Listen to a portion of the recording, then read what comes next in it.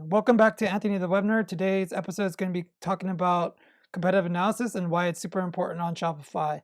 Sorry ahead of time if you hear like a lot of drilling and stuff. There is a jackhammer next to me or not too far away from me. I'm not sure if you can hear it, but I really want to get this video out because it's been 2 weeks since I posted anything and I really want to get back value. So sorry ahead of time if you hear dogs and stuff like that. So I'm going to try to make this video quick. Usually a lot of customers that throw stores together usually don't have what their customer is or what their culture is, what their voice is, what their benefits are, what their value is. They just kind of throw a bunch of things together and hopefully that they come up with a good store without a plan, without studying demographics, without doing any of this. You could do that later on in your inception, but you kind of still want to have an idea. When Jeff Bezos opened up Amazon, he had a plan. He had a customer in mind. Even to this day, they still rely heavily on what everybody else is doing and figuring out their analytics, and that's why they're Amazon. And that's why you don't see stuff like Walmart doing really well because it's just really messy. But on the other hand, you get stuff like Target that's doing okay because they understand who their customers are. That's why you want to build up to that. So usually when you come up with your culture, it's just who you are. And I will be going over it in another video, but usually you come up with colors and you usually stick with these colors either for the front page, the back page, things like that. And you always want to have at least 3 options. You could always change it later. But too many times I see websites with too many different text, and you want to eliminate that. You really want to see what other people are doing, and that's why competitive analysis are really important. These are kind of like competitive analysis, right? Are all in the same niche where, they're healthy, so that's the healthy niche. This one's more like coffee, cozy feeling, so it's more chunky. This one is, more out there type of coffee. So that's why it depends on who your customer is to come up with a good typography and stuff. So now we're going to go through how to do a competitive analysis.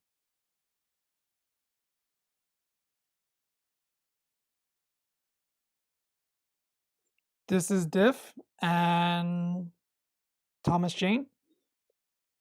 So Diff and Thomas Jane are direct competitors.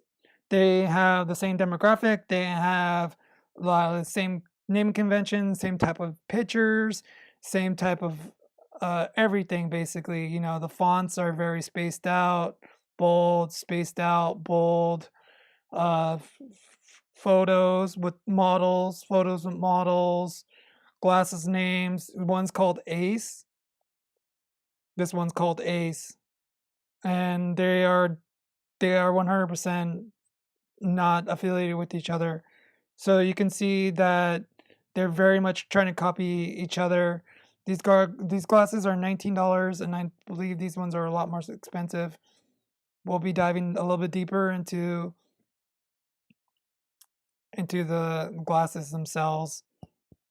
In my opinion, these glasses are doing a lot better. This company has been around a lot longer than the other company too. That's why they have more reviews. But honestly, it's just easier to navigate. The price is right in your face. They're not too worried about the text. The text is all down here. You could read more. Their Instagram is very seeable. Compared that to Thomas Jane, where the price is not as in your face. $75 in your face and it's centered. This is kind of to the side and everything's to the side. Honestly, I could see why this company is not making as much as the other company, but we're not going to go over. And they might be doing the same numbers, but in my opinion, the user experience and this website is just leaps and bounds above the other one. You could try them on, but I don't want to show my face because the lighting in my room is just horrible. I'm going to look like a monster, so not today. When I get my lighting equipment, then I will start showing my face more. So these are the Swanick glasses and Dr. S glasses, which are in the same niche, which is the blue blocking glasses. And I know for a fact because I read in a website somewhere or newspaper somewhere that these Swanick glasses are making about $1 million a year. And the Dr. S, they might be doing one to two sales a week, maybe a little bit more. It just depends, but I'm going to go over things that Swannet glasses are kind of doing wrong. See, there's a lot of different colors in this website, but the fonts are still the same, right? There's like 3 different colors. I know they're selling mostly through Amazon, so I don't necessarily know if they actually care about their actual website.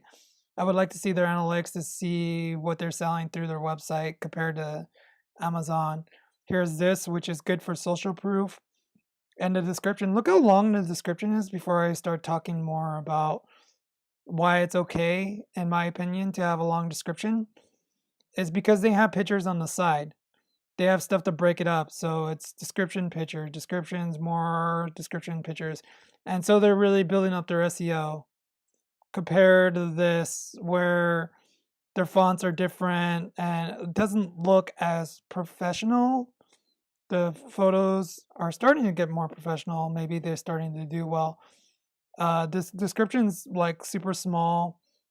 And what's the first thing that anybody should notice when you look at this compared to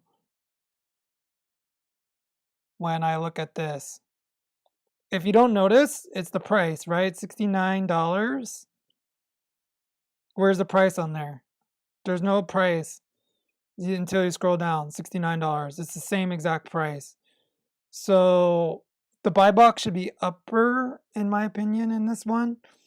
And the pictures need to be more front and center. And they're all different sizes, which is it makes things a little bit more jumbly, in my opinion, compared to this. And even the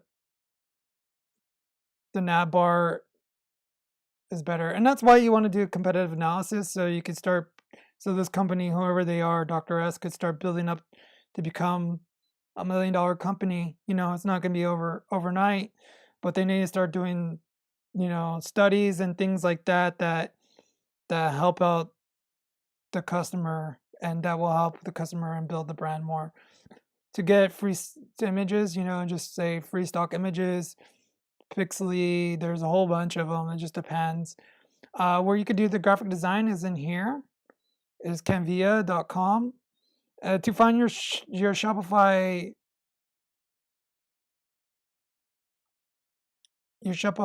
competitors, you could type on Shopify equals whatever your thing is. That's why I kind of stay away from general stores until you kind of build up your brand. This sunglasses company that I found, they're kind of doing the same thing, but look how good their images are. Their text is, everything is. They're really thinking about a lot of stuff, and so they could really start building up. Notice all these brands, and they're all very highly competitive. Glasses is super highly competitive niche, yet they're still doing well. You could tell they're doing well because they have model photography. You could do model photography for super cheap. You could just grab your cell phone and order the item, and that's what I recommend at first. Order the item from whatever company you're getting them from, and really go to the mountains and take some good photos with your significant other, your cousins, your brother, your aunt, your uncle, whoever your niche is. I really can't tell you. So if you like my content, please donate to koifi.com, Anthony the Web Nerd. Leave a comment, and the next video I'm going to be going over some more websites from today, and we'll be going over more in depth on what brands mean as well. Until then, have a great day. Bye.